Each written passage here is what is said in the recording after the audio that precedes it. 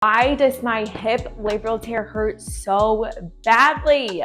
Hey guys, I'm Dr. Sarah, and in today's video, I'm hoping to go over why the heck your hip labral tear can cause you so much pain and some practical, easy steps on where to start. By the way, if you haven't met, I'm Dr. Sarah, the hip doc. I'm a physical therapist and run coach, and my primary goal is to help runners with hip pain get back to running with confidence and comfort. Before we go into why the labrum can be so painful, let's go into what the heck the freaking labrum actually is. So if we're looking at my handy dandy hip here, we can see if we reflect back the ball from the ball and socket joint of the hip, we have this wonderful hole. The labrum is actually fibrocartilaginous substance, which is a fancy way of saying it's a form of cartilage that actually sits around the rim of this ball and socket joint. So we have just normal cartilage that we think of, like our knees and our hips and our shoulders in here, but the labrum actually sits around through here. And what it does is it increases suction of the hip joint, and it decreases any friction that's going on around the hip joint and just increases some stability at the hip. Now, this is really, really important what I'm about to say. Most people, when they're dealing with a labral tear, are gonna have an atraumatic tear, meaning it's like degenerative in nature. So as they're going about their day, their pelvis is moving over their hip is moving into their pelvis, and there can just be excess rubbing that goes onto the labrum that causes some degenerative changes over time.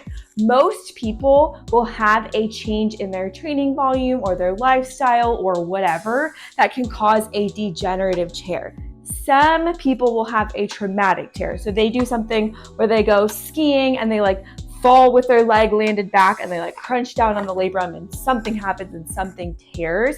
And all of a sudden, over a period of anywhere from 6 to 12 to 24 hours, they start to develop a lot of pain. That is in the lesser camp. Most people have that kind of degenerative tear over time, especially when we're talking about runners. But now let's get into why it's so painful. We'll go through 4 things and then 4 things to do about it. For one, there's actually more pain receptors located on the labrum than in other areas of the hip. Stay with me here. The hip has what we call poor somatotrophic organization. It's a fancy way of saying that your brain doesn't know exactly what's going on at the hip in the way that it knows exactly what's going on, maybe in peripheral digits like your finger. A very classic example is if you take a hammer and you smash your finger, you're gonna say it's really, really painful right here, versus when your tummy starts to hurt and you're like, it hurts everywhere. You're not like, wow, my small intestine is having one right now. It's hard for your brain to distinguish what's going on. It's harder for your brain to distinguish what's going on in your stomach versus what's going on with your finger. Your hip falls more in that stomach category of I don't really know if it's my hip flexor or my tendon or my labrum, so on and so forth. However, the labral tissue actually has more pain receptors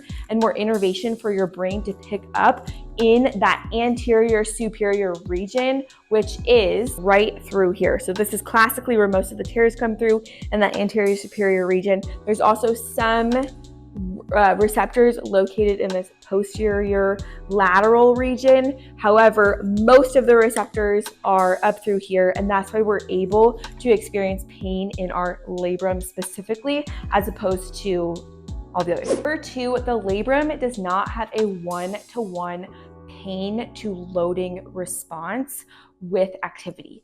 Hear me when I say this. So let's think of something like the bicep. This is a contractile tissue. When my bicep muscle is sore and I go to do bicep curls and I'm contracting that muscle, it's actively painful. As I'm lowering and pulling that muscle apart, it's actively painful because I'm actively contracting it and relaxing it in an area that is of pain. The labrum is not a contractile tissue.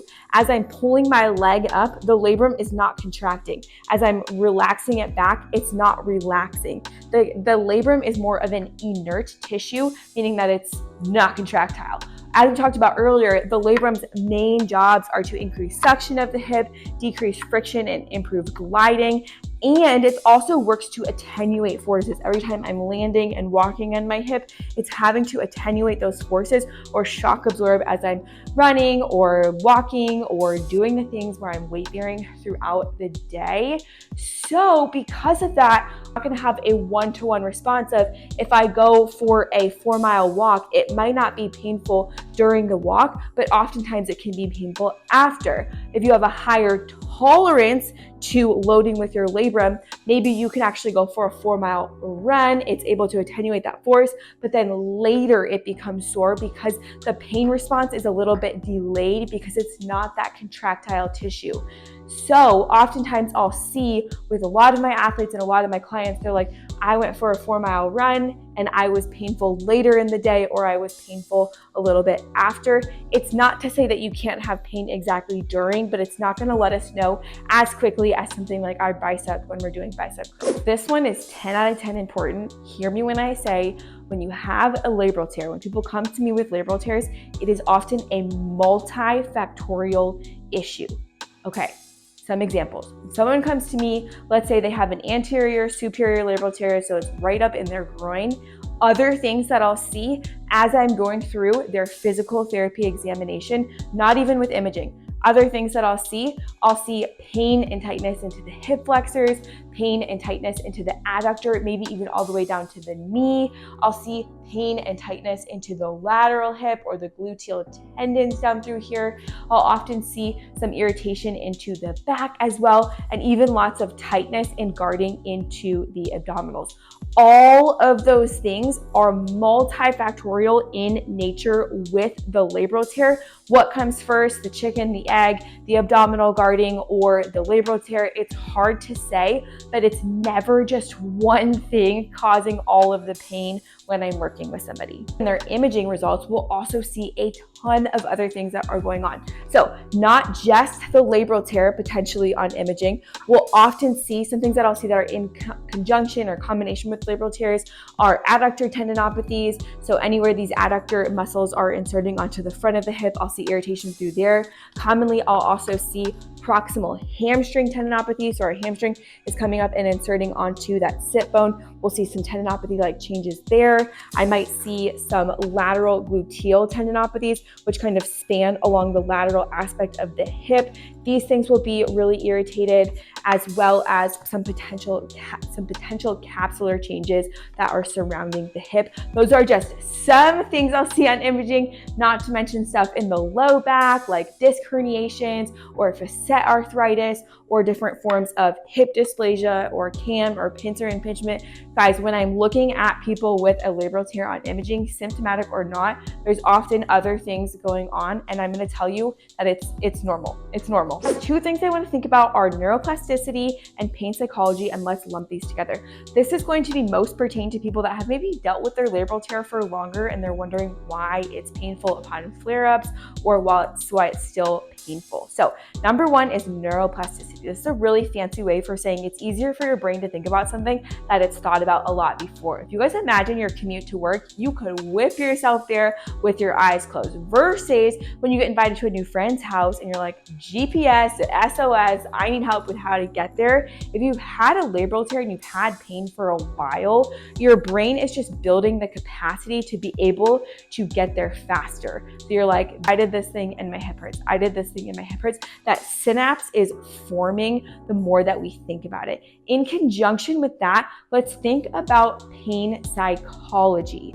So if you are somebody who's been dealing with this for a long time, this is for you. You're someone who's had an emotional experience with your injury, which was me. It's easier for our brain to get there because of the emotional response. So let's think about this.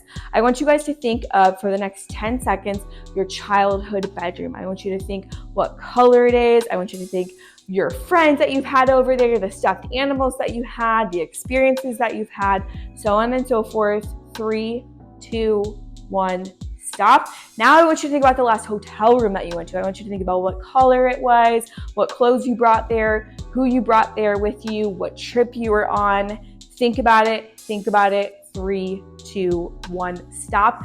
Which one was easier for you to pull out more memories or experiences with? It's likely going to be your childhood bedroom as opposed to the last random hotel room that you stayed in Williamsport, Pennsylvania for your friend's wedding. Oh, but I want you to think about if you've had an injury for a long time and there's been emotional experiences with it. Like for me, I had to stop running for 6 months.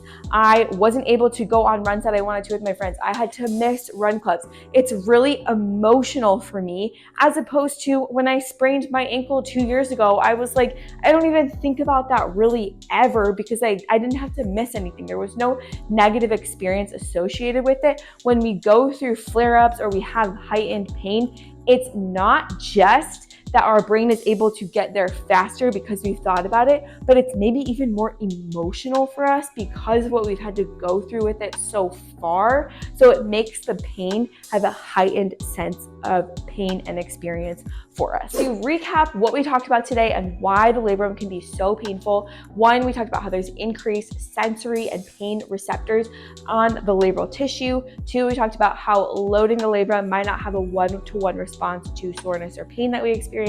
3, we talked about how having the labral tear is often multifactorial in nature. And 4, we talked about how pain and pain psychology and neuroplasticity can lead to heightened soreness of our labral tissue. 3 things I have for you post this video. 1, I'm going to do a recap video on 4 things that you could do to kind of counteract and counterbalance these things that we talked about today. So that'll be part 2. 2, for right now, I have a free resource in the comment. It's called 6 Ways to Ease Hip Pain, and it starts to tackle some of the things that we talked about today. And 3, for everyone, if you have not been to a physical therapist for your labral tear, I highly recommend. If you're local to Seattle, Washington, I would love to work with you. I'll put my booking notes in the comments. But if you guys have any questions, comments, feel free to put them below and I will answer them as soon as I can.